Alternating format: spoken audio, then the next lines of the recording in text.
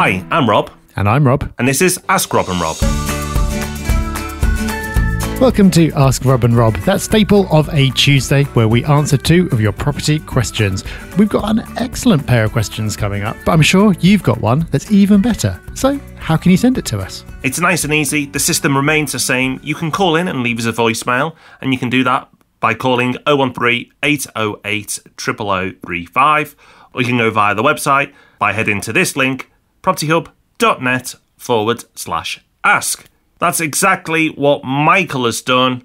Let's listen to his question. Hi Rob and Rob, it's Michael here. Thanks so much for the content you guys put out. It's really helped me a lot. I was hoping you could answer this question for me, please.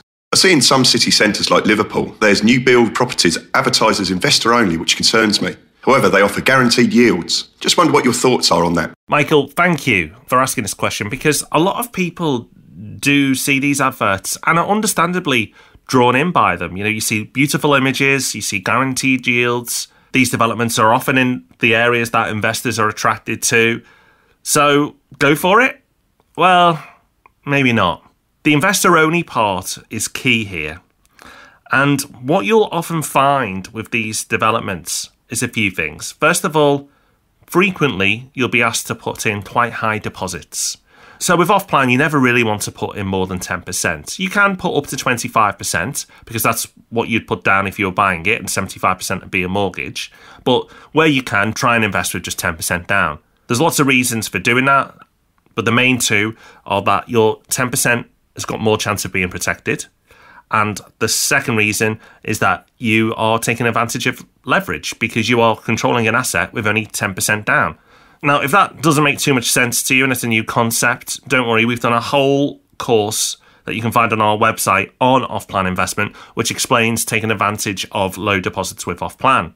And it also talks about protecting your deposit as well, because while 10% gives you more chance of being protected, it doesn't guarantee it. So there are certain things you need to do to make sure. Now, the reason why a lot of these investments require bigger deposits is for, again, a couple of reasons. One, the bigger deposits tend to mean more commission for the sellers.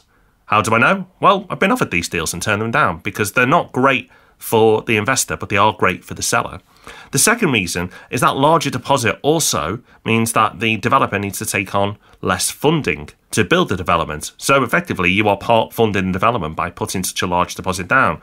So if you are putting, say, 30, 35%, 40, and I've even seen 50% required, then you are acting as a funder for them.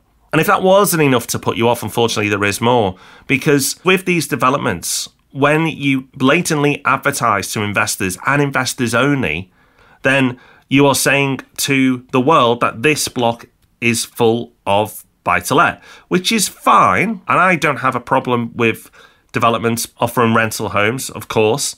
But surveyors don't like developments that have been out and out marketed to investors. And sometimes you will struggle to get a mortgage. And in some cases, you may not be able to get a mortgage at all. And that site becomes unmortgageable. I've seen it happen many, many times. And unfortunately, for those people who've put large deposits in, 35% and upwards, they're stuck. They have to then either decide to buy cash and put the rest of the money in, or walk away and lose that big deposit. So Rob, beautiful marketing and lovely pictures, but not a beautiful investment. No, I'm immensely sceptical of anything promising guaranteed returns for some of the reasons that you've talked about just there. And lenders feel the same way.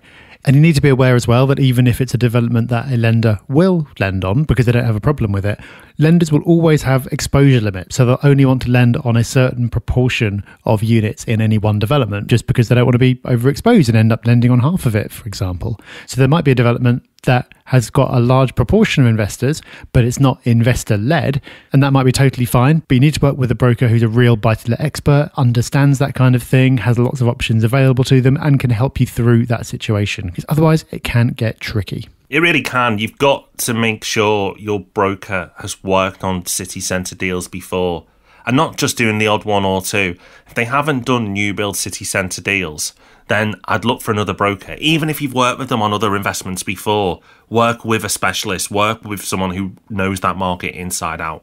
Well, Rob, we've had Michael, and we've got a slam dunk of a question coming up now because we've got a question in from Jordan. Hi, Rob and Rob. Just had a quick question about lifetime ISAs.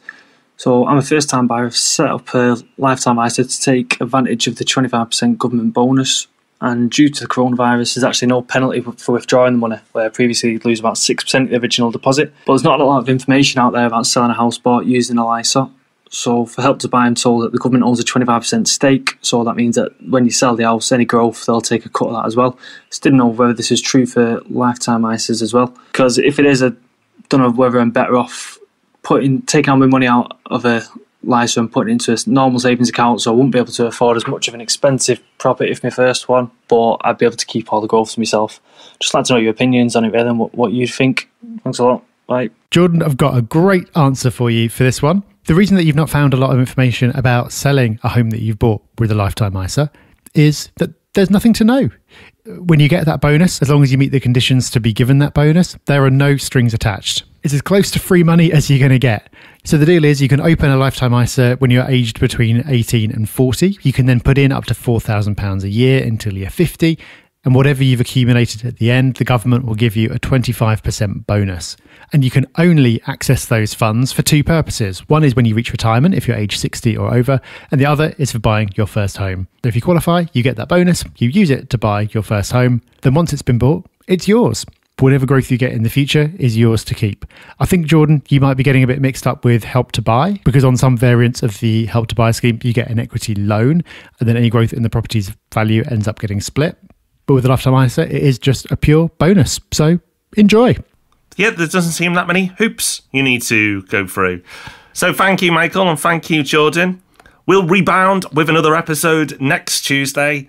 So I might not come back next Tuesday. And be back with the podcast on Thursday. But until then, take care, everyone. Have fun. Bye-bye. Bye-bye.